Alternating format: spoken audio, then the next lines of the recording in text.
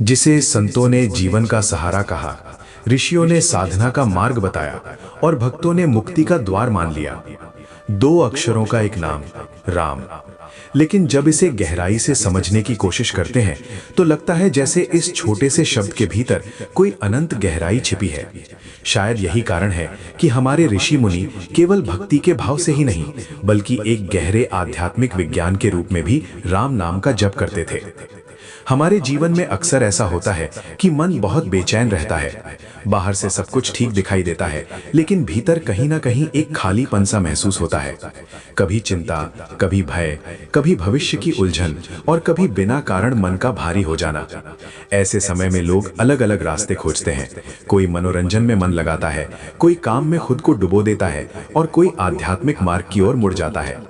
यही वो जगह है जहां संतों ने एक बहुत सरल लेकिन गहरा उपाय बताया, नाम स्मरण।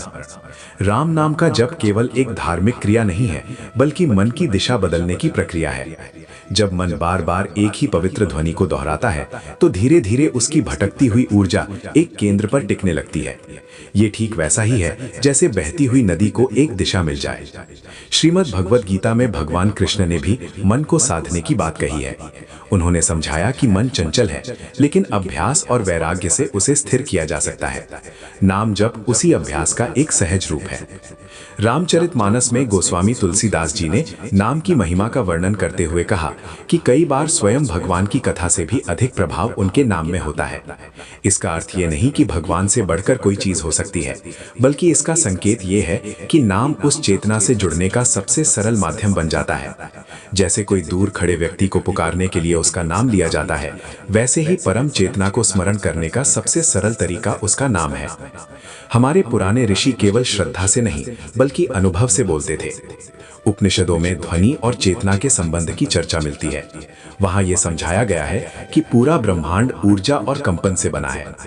जब मनुष्य किसी पवित्र ध्वनि का बार बार उच्चारण करता है तो वो ध्वनि उसके मन और शरीर के भीतर भी एक विशेष प्रकार की तरंग उत्पन्न करती है। यही कारण है कि मंत्रों और नाम जप को आध्यात्मिक विज्ञान कहा गया है। संत कबीर दास ने भी नाम की महिमा को बहुत सहज शब्दों में समझाया। उनका एक प्रसिद्ध दोहा है, नाम बिना सब सूना लगे जैसे देह बिना प्राण। कबीर का आशय ये था कि जीवन की सारी उपलब्धियां भी अधूरी लग सकती हैं यदि भीतर शांति ना हो, और ये शांति बाहर की वस्तुओं से नहीं भीतर की जागरूकता से आती है। नाम स्मरण उसी जागरूकता को जगाने का एक माध्यम बन सकता है। अगर हम अपने जीवन के अनुभवों को देखें तो पाएंगे कि मन अक्सर वही बन जाता है जिस चीज पर वो बार बार ध्यान देता है। यदि हम लगातार चिंता के बारे में सोचते रहें तो चिंता बढ़ती जाती है। यदि हम क्रोध के विचारों में उलझे रहें तो क्रोध और गहरा हो जाता है। लेकिन यदि मन को बार बार किसी पवित्र स्मरण की ओर ले जाए तो धीरे धीरे उसका स्वभाव भी बदलने लगता है। यही नाम जप का सरल मनोविज्ञान है। सूरदास जी ने अपने पदों में भक्ति को प्रेम का मार्ग बताया है। उनके शब्दों में भक्ति कोई कठोर तपस्या नहीं बल्कि हृदय की कोमलता है। जब मन प्रेम से किसी नाम को पुकारता है तो उसमें एक अलग ही शक्ति होती है। ये शक्ति बाहर चमत्कार दिखाने के लिए नहीं बल्कि भीतर परिवर्तन लाने के लिए होती है। कई लोग पूछते हैं कि क्या सच में नाम जप से जीवन बदल सकता है? इसका उत्तर किसी सिद्धांत में नहीं बल्कि अनुभव में छिपा है। जैसे कोई व्यक्ति रोज व्यायाम करे तो शरीर धीरे धीरे मजबूत होने लगता है, वैसे ही नियमित नाम स्मरण से मन भी धीरे धीरे शांत होने लगता है। ये परिवर्तन अचानक नहीं होता, लेकिन समय के साथ स्पष्ट दिखाई देने लगता है। आज के समय में जब जीवन बहुत तेज हो गया है, लोग हर समय व्यस्त रहते हैं, तब मन को शांत करने का कोई सरल तरीका मिलना बहुत आवश्यक हो जाता है। यही कारण है कि कई लोग धीरे धीरे ध्यान और मंत्र जप की ओर लौट रहे हैं। उन्हें महसूस होता है कि बाहरी उपलब्धियां जितनी भी बड़ी क्यों ना हो, यदि मन अशांत है तो जीवन अधूरा लगता है। कभी कभी ऐसा भी होता है कि मनुष्य किसी कठिन परिस्थिति से गुजर रहा होता है, तब वो अपने आप ही भगवान का नाम लेने लगता है। ये कोई संयोग नहीं है। जब मन बहुत थक जाता है तो वो सहज रूप से उस शक्ति की ओर मुड़ता है जो उसे संभाल सके। यही कारण है कि नाम जप को कई संतों ने जीवन की नाव कहा है, एक ऐसी नाव जो मन के तूफानों के बीच भी संतुलन बनाए रख सकती है। हमारे चैनल श्री राम ज्ञान मंत्र पर भी हम बार बार यही समझाने की कोशिश करते हैं कि आध्यात्मिकता केवल पूजा पाठ तक सीमित नहीं है।